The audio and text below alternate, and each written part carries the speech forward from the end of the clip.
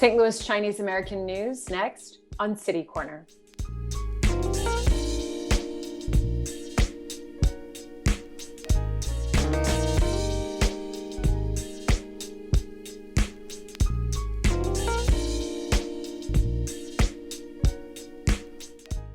Discrimination against Asians has been exacerbated during the pandemic. Today, we're speaking with the St. Louis Chinese American News about its reporting and its coverage. I'm now joined by Francis Yueh. He is the chief editor of the St. Louis Chinese American News. And Francis, it's really good to see you. It's been some time since we last saw each other. I appreciate you taking time to join me today to talk about the topic at hand. Yeah, thank you, Sarah. It's my pleasure to talk with you. I want to get into sort of the media coverage of what's been going on in terms of the rise of anti-Asian American hate crimes, and specifically when it comes to your paper, to the community paper, St. Louis Chinese American News, how you've chosen to cover that.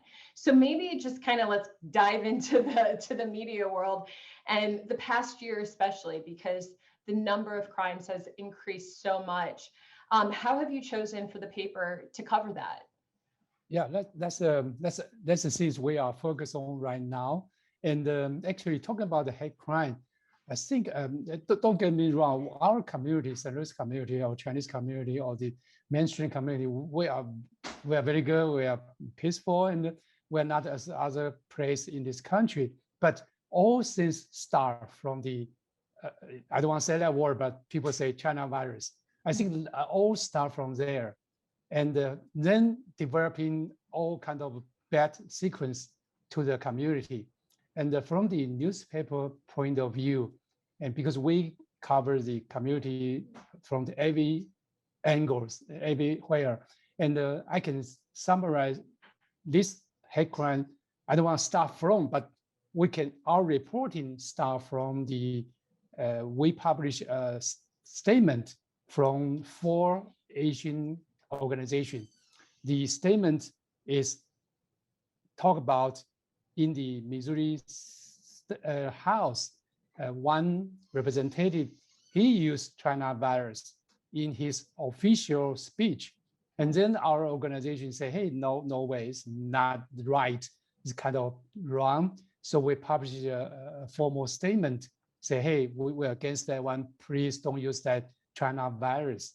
And that probably 3 months ago, two months ago, before Atlanta. Then after that, I don't know if it's coincidence or not, then suddenly next a week or two, then Atlanta happened something very bad.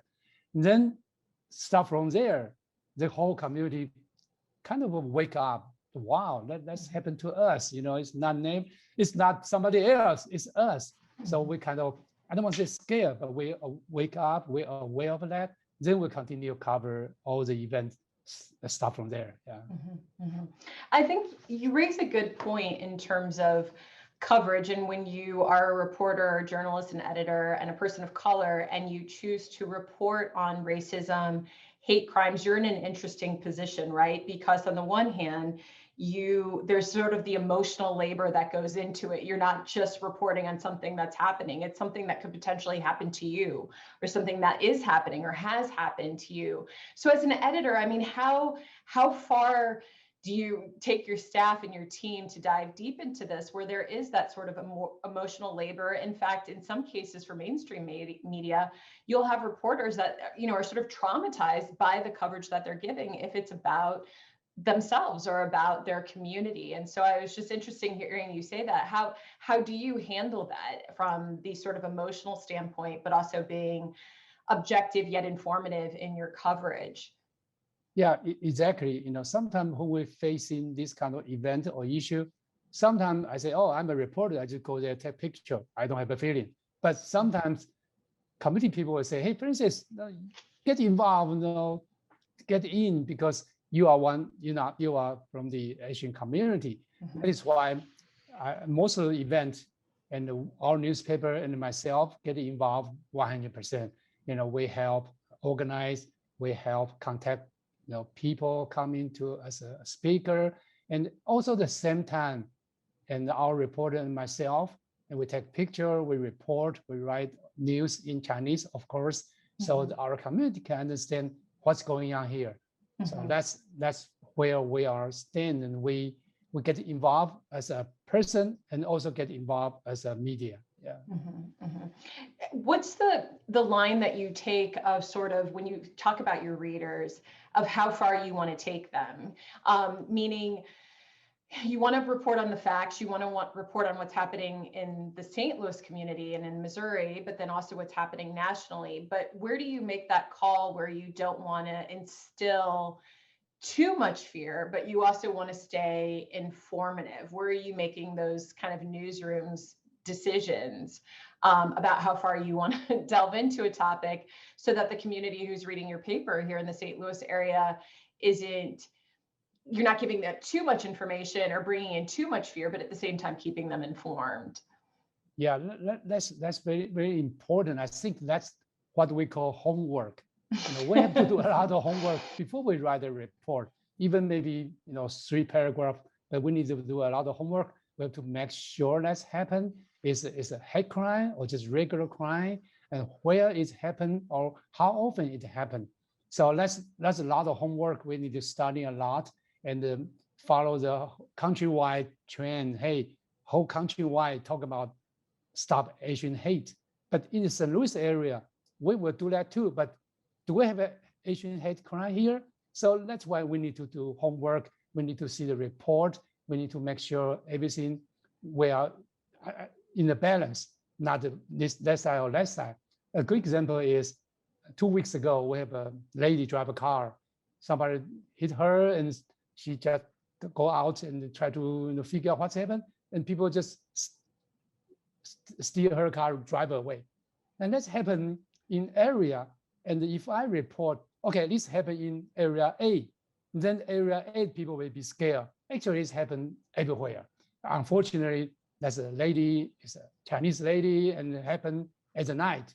So, but we will still report this news as in general, say, hey, in St. Louis area, we have this happen, be careful. If somebody hits you, you saw it's like on purpose, stay in the car, lock your door, call 911 with police coming. Don't just come out, people see you are a lady or you are a single person, you just push you away and drive your car away. That's how we handle that. And same thing to the Stop Asian Hate. We will report that the same background too, because we don't want to put our St. Louis area in fury. Say, hey, I'm terrible. I don't want to go out to buy something. Actually, not that bad, but it is bad countrywide. So that's our line here. Yeah. The media plays an interesting role in that. In fact, even for me to talk to you today, you walk that thin line where I don't want to exacerbate the situation or make it worse or somehow falsify a narrative. At the same time, there are just the truths of what happened. And you're sort of sitting there as the gatekeeper of what information can get spread out to more people and what to include and what not to include. I guess I would ask you, in the past several months, and most especially in the past month, when you look at mainstream media, what would you say that mainstream outlets could learn from and reference in terms of what you do on a level as a community newspaper, as a regional newspaper for the St. Louis area? Is there something that you feel mainstream media is just missing when they're covering the recent events in terms of killings, anti-Asian American hate? Or is there something that they're missing and not getting in terms of bringing a more nuanced story angle that perhaps you might have based on being the editor of the St. Louis Chinese American News? Yeah, thank you, Sarah, asked me this question. Actually, we are a local Chinese community newspaper. We always say we are a service newspaper, community newspaper. Of course, we are not mainstream media. And also, I always tell my reporter and our friend, say, everybody has everybody's agenda. If you are a reporter, you have your agenda. If you work for bigger media company, they have their agenda too. Sometimes you have to follow your own agenda or their agenda. So from the bigger picture point of view, the whole country is focused on that. So you have to focus on that. Otherwise, nobody will see your newspaper. Nobody will watch your TV channel. You have to follow the topic there. But because you follow, that means you need to do more homework. Not just say, hey, people kill 8 people or 10 people or people kill African American or Chinese American or Asian American or Caucasian. It doesn't matter. It's people get killed. It's man or woman. That doesn't matter. If you only kill women, that's hate crime too, not just Asian women. So from the media point of view, we got to see the bigger picture, not from just stay home, just watch one channel. You got all the news from one channel. You probably get a bias, because the channel has an agenda. So that's why we ask ourselves, ask our reporters, they just pay more attention.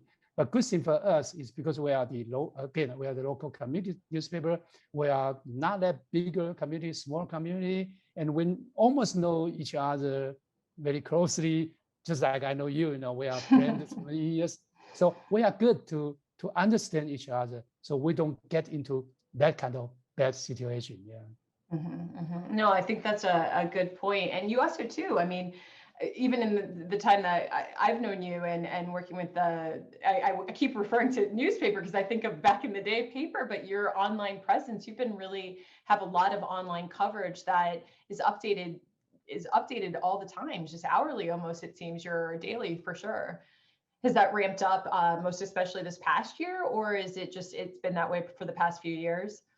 Well, honestly, past few years, our website update weekly. Do you know why weekly? Because we are weekly newspaper. We publish once every Thursday.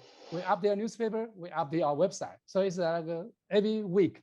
It's kind of slow, peaceful, but I say it's bad, but it's good. Because of virus, because of pandemic, coronavirus, our newspaper stopped publishing in March last year for 3 months because everybody stay home. At that time, start that month, I figured out, well, we cannot stop our service. Even no newspaper come out, we still have a good website, Facebook, and Twitter. So we decide, we organize all our main source, human source, and then we concentrate on the website. So we become like you said, we up not hourly, but at least daily. So daily we have updates. So what's happened? Start from March last year. But in May, we start publishing paper newspaper. But at that time, our website didn't go that direction so far. We just cannot go back. We just keep updating our website until now, almost daily, maybe half day, update once. So that's very current. Yeah. Well, that's great. And that's a great way to sort of stop for this first segment. We're going to put up a full page graphic so people can head to the website that we were just talking about. It's St. Louis Chinese American News. You can head to their website at scanews.com. That's scanews.com. You can follow them on Facebook, Instagram, and Twitter. We're going to take a short break, but when we come back, we're going to have more to discuss with Francis, specifically about some recent events that the St. Louis Chinese American News have been involved in as it relates to the Stop Asian Hate initiative that's going on. But we're going to take a quick break. Stay with us. We'll be right back. More STL TV right after this break. Thank you, Sarah.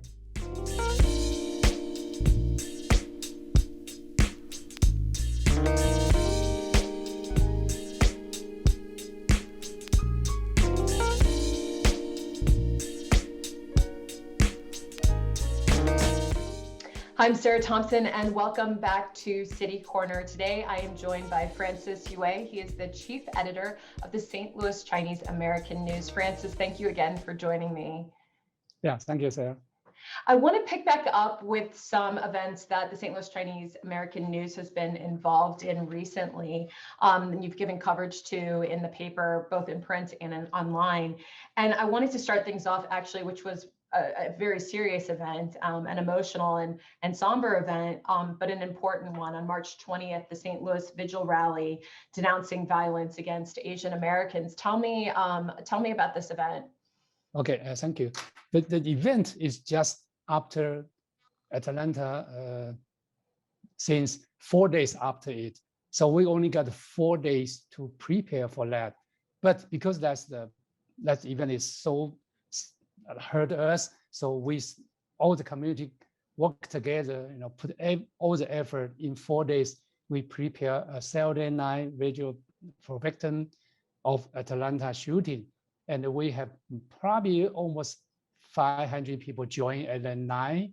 And just within that should notice, And the very positive is, you probably cannot believe, county executive Dr. Sam Page show up, the county council chairperson Rita Days show up, and Councilwoman Lisa Clancy show up too, and also the county prosecutor Wesley Bell, he's out of town. He texted me, he said, I'm out of town, but I will have a representative to your event.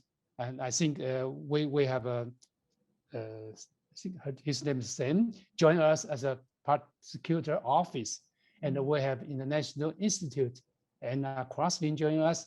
We have Judge Judy Draper joining us, and her husband, George Draper, join us too. So we have a lot of people, and also besides all the people from the community and our organization here, we including almost every organization in the Asian community. They either have a chairperson here, president here, or representative here. And everybody spend a few minutes on the stage in the evening, talk about this, and say, we just cannot let that happen. So that's very, very touch event. And after the event, people line up the candle and for a moment silent. And I think that's a way we show our support. Even Atlanta is far away from us. We can keep silent just like before. But I think right now the time not keep silent. We want to say something. We want to show our concern, show our care about our community. That's what the event is. It's a very successful event, Sarah. The photos that you captured were really, really nice photos, very strong. And I describe even that evening, or that day, the mood that was there. Did you feel a sort of collectiveness amongst the community because so many people showed up? Yeah, from the audience, because I'm a reporter, I'm at the side of the stage. I can see all the people speaker here. I can see all the audience there, the other side. I look around. We have Asian American, we have American, we have white Caucasian American, and we have African American too. A lot of people join us, and the important interest is they bring family, the kids, and just like family go there to all support. Even the Brentwood Police Department, they have 2 police cars help us. The police officer stay with me too. And then just say, hey, we are here. What do you want us to do? I say, hey, please, this side, please block. So nobody can accidentally drive to our event. So, okay, we send 2 cars. I think that's the whole community effort to make that happen. That's very, very good event. Yeah. And I think it's important. Another event that you helped organize and participate in was something more recently. It was an AAPI meeting with African American leaders that was just back on April 3rd. And I'd love for you to talk about this, because I think what's come out to, over the past year, especially, it's always been there though, historically, is crossing racial and ethnic lines. Within minority communities, it's a nuanced relationships. At times it's very tight and very together and very cohesive. And at other times it almost seems at odds. And that's just across the country, depending on city and neighborhood and circumstances. And so I wanted to have you talk a bit about this AAPI meeting with African American leaders that took place just in April, earlier this month. Yeah, thank you, Sarah. Give me this opportunity to talk about this first meeting. I think this meeting is very, very meaningful after all this event. And this meeting was organized by St. Louis Chinese Service Center Board Director Min Liu. Liu is a professor at SIUE, and she worked with Bishop Wharton. Wharton is president of Ecumenical Leadership Council of St. Louis chapter. And two of them work together, invite Asian community and the Black community join together. And it's just like Bishop Wharton said in the meeting, he said, we know each other for a long time, but we never sit down together. We never face the same topic together. It is a history event.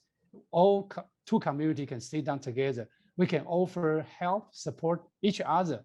We can face the same issue together. And actually, we can fight together too, because that we actually, one of my good friend, Clarence Jackson, I know him for 20 years, and he's a the African American leader too. And we go lunch together, we have fun, but until now we know, hey, we need to do beyond that. Like we have to think outside the box, not because we are good friends, we are very good friends, but we need to bring up two communities together, because I think right now together means we are more, I mean, I don't want to say powerful, but at least we are more careful each other. I think that's what we need to do. Not even now, even the future, we will do that more often, than we need. Yeah. So what comes out of that that first meeting? It's just the initial stages, and then what's essentially the goal, just to begin a stronger dialogue, or what becomes like the long-term sort of goal and sort of output of that? Yeah, yes, Sarah, you are right at the point. Because sometimes people say, hey, we come a meeting for a meeting. So no output. Actually, in that meeting, every group introduce themselves, or organization or church or something, and then know each other. Then in that meeting, we form 3 committees, like subcommittee. These 3 subcommittee will focus on 3 different areas, and within 30 days, we will have a schedule set up for that 3 subcommittee. Then we have a meeting again. Then if you like to join one of them, welcome. It's open. It's not like a private meeting. It's open community meeting. So like you said, this meeting is a good start. Then we start from 3 subcommittee. Then from that 3 subcommittee, we have each other. Then we build up the roots between our communities. And then the roots will come out like a big tree. So that's what we're looking for. That's a good start. Yeah. A good start. No, and now's the time. I mean, it's hard to say sometimes that out of tragedy comes that next big step, comes that next big push. And so, it's unfortunate that we find ourselves where we're at, but that's just the truth of the matter, where this country is. And so we have to do those steps. We have to push things forward. You also had one other, I saw something for coverage where it was the public education seminar. It was this STL Stop Asian Hate public education seminar. I saw some coverage about that on your site as well. Could you speak a bit about that? Yeah, we have a web session, like webinar, and just like a Zoom meeting. And we organize after that night, we do the Vigil for the victim. And before the AAPI, African American meeting, we have like a seminar education, and a very good output. Probably 250 people join that web session. And the web session is focused on education. And let people know, because when we talk about education, not like PhD degree or master degree, that's education. Let people know each other, understand each other. And very good, we have Judge Jimmy Edwards join us. We have from county and city police chief join us, Chief Barton and Chief Hayden join us. And also we have Judge Judy Draper join us too. And we have a Dorsey from ADL join us. And then in that meeting, people hear from the leader of the community, and also hear from the people individually from the community, learn how do we know each other more? How do we know, a couple things, maybe, hey, if hate crime happen, how do we report? Should I keep silent or should I report? Or if I see something wrong, is that wrong or normal? Then I think people get used to. And I think the Chef Barton and the Chef Hayden said good things. We need to reach out. We need to have a contact.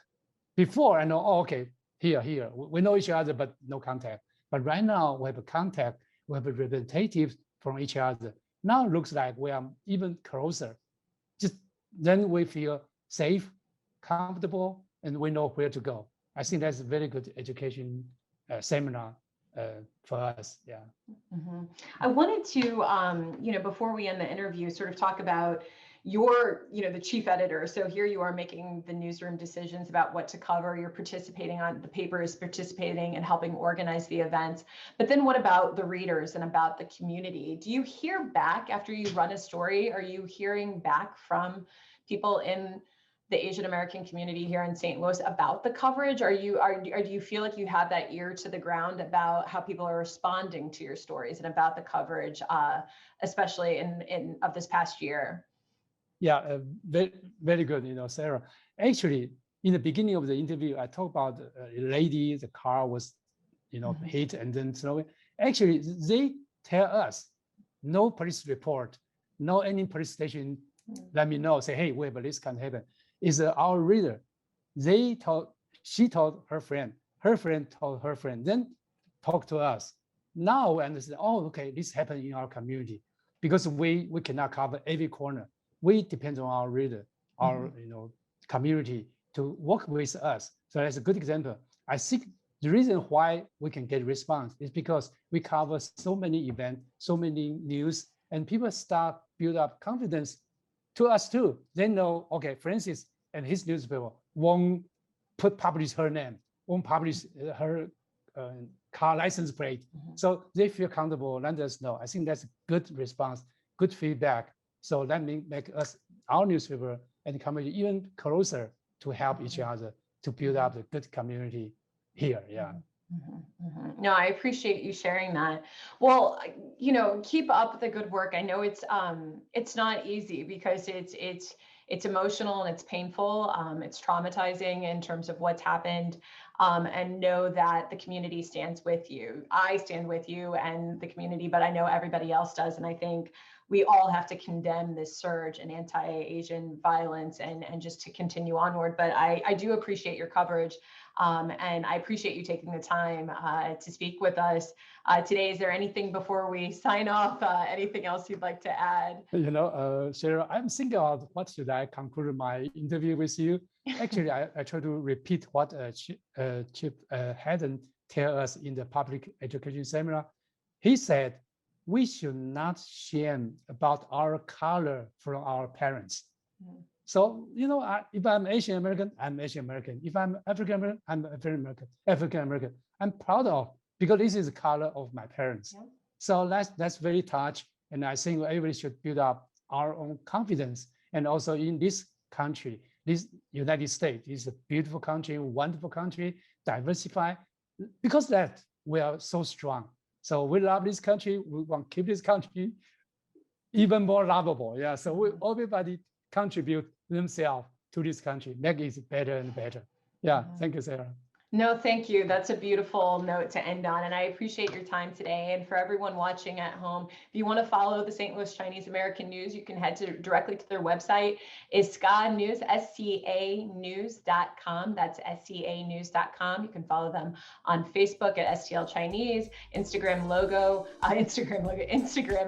at SCA News, and Twitter at SCA News. And again, there it is, SCAnews.com.